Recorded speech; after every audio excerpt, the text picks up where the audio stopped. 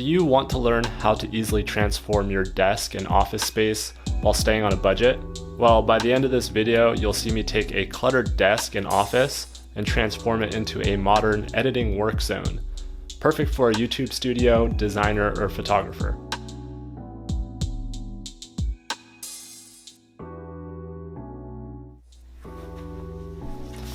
How am I looking? Hello, and welcome back to the channel. My name is Larry, and this is Your Own Adventure. Today, we'll be diverging from the trail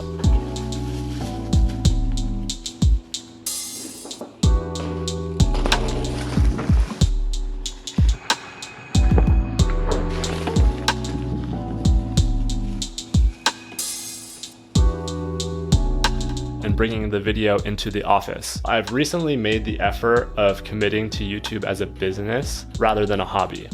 Now hear me out. Don't worry, I'm not in it for the money, rather the expression. But keep watching and I'll explain what I mean by that towards the middle of the video.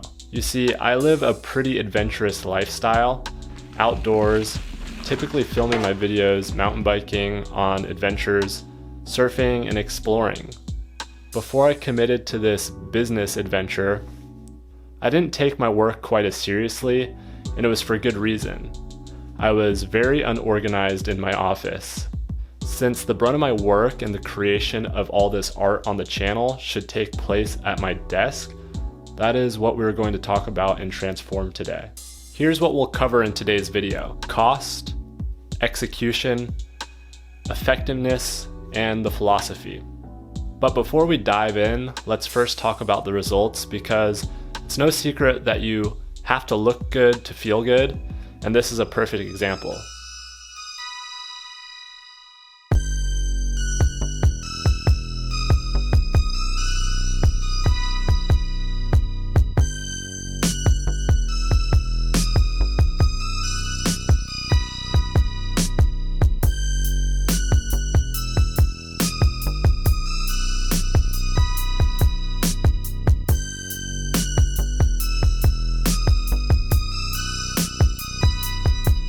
Let me ask you a question. How does your desk or potential desk site look right now? Is it spotless, a hot mess? Drop the phrase hot mess or spotless in the comments and let me know. Personally, I'm so happy with the results of this transformation, but again, it's all personal preference, so put a twist on it however you feel. It puts me in a place that I actually want to work. Not to mention, I picked this desk up on Facebook Marketplace for $20. I'm excited to continue this process throughout the office/studio, so be on the lookout for the makeover video soon. Because if you are a longtime subscriber to this channel or new here, this whole setup hasn't been so nice. And it didn't take me much to get it this way, so if you want to see that video, just let me know down below. Anyways, let's jump into how you could create a dream studio desk setup on a budget. My cost was only $20, but yours might be different. This was an IKEA desk that cost about $150 new. Check places like thrift stores, used furniture shops, and even the side of the road. The only downfall to this method is limitation in the look of the desk. I've had the best overall success on Facebook Marketplace. This goes for any secondhand item that you are interested in. Plus, it's good for the environment with all the hassle. I find that most people on Facebook are looking to quickly get rid of items, and it's definitely proven to be the cheapest place for anything and everything secondhand. So get out there and start looking. Or you could do this, you could go buy a full price desk and suffer the consequences of an assembly nightmare. From experience as a hoarder, seriously, I was just talking about picking stuff out of the trash on the road. I really understand the struggle. To have someone telling you just do it. It's easy to be a minimalist or make your desk look sleek and empty. I promise I won't do that to you. If you are still watching this, you might be like me and have issues with clutter, but no worries, we'll talk about that. Or you might be a minimalist already, which I am striving to be. Either way, I think the best way to make this transformation happen is to have an end goal bigger than the desk itself. Utilize some time to become more serious about your drawing, online business, photography, or maybe even YouTube, and create a driving force that will encourage you to have success with your new desk. Once you're mentally ready, it's a simple process. Clear off your old desk or make space for a new one. Get rid of unnecessary items. Make sure your new desk has drawers and storage. That way, if you're like me, you could hide the clutter in the drawers. Do a mock-up test before the last step, and plug everything in and test it. I get it, you're probably yelling at me, what do I actually need to make the desk you have? Well, here's my list. I'm using a 2015 MacBook Pro, a 1080p monitor that's full HD. It's on brand from Walmart, Logitech speakers, RGB peripherals, and IKEA Malm desk. That is MALM desk. Apparently they're sold out of these desks, so I'm sorry for anyone who is upset about that. I could say with much success that deliberately creating a space that was visually pleasing and set up to my needs has improved my productivity immensely. For such a small investment, I was able to transform and dedicate a space so that a passive income could be easier to obtain while creating an art form that I love. I can't guarantee you the same results, but like I said earlier in the video, you have to look good to feel good, and the same philosophy can be used in our office workflow. Biggest tip I have for you is to hide your cables. It makes everything feel so much better. If you're still here from the start of the video, you'll remember me saying something about focusing on my YouTube channel as a business rather than a hobby. So let's talk about that. Also, is there anything like this in your life that might be a potential business that you are passionate about, but you're not 100% committed to?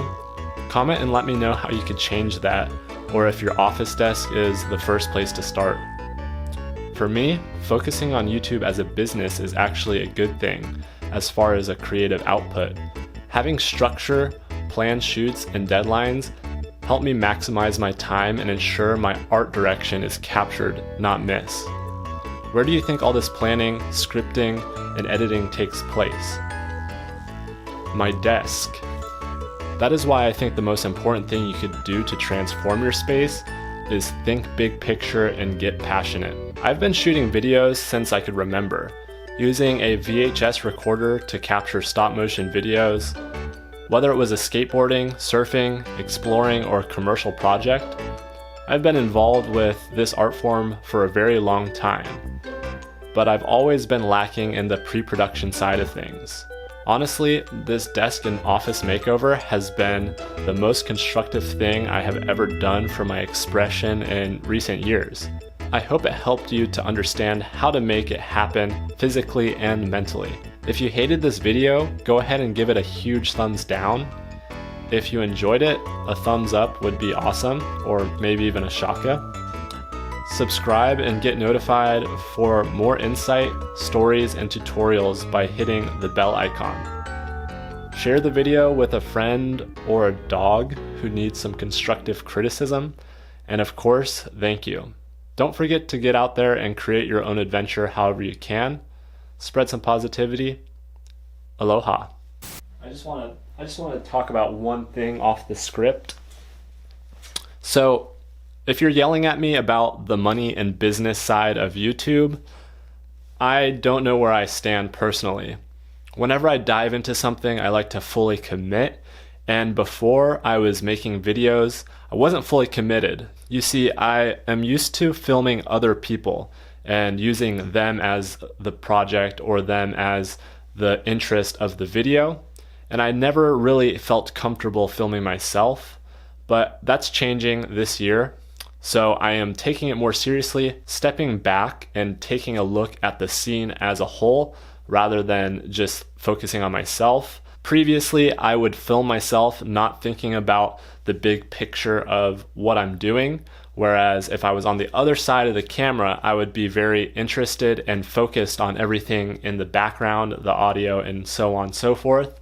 But if you're like me and you have that sort of odd philosophy about yourself, then maybe you could take some tips here and try to change that as well in 2020.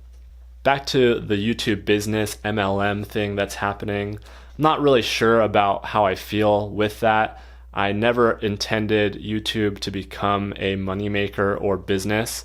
I think there is a lot to be said about focusing your priorities with YouTube, regardless of if you want money or just power, popularity, influence. It just all depends on where you sit. Personally, I'm looking at it with a passive income in mind, and I really like to make good content, so why not mix both of those and create some great stuff for everyone watching, and then also be able to have a little bit of income flow. There's nothing wrong with that, and nobody should feel bad about it.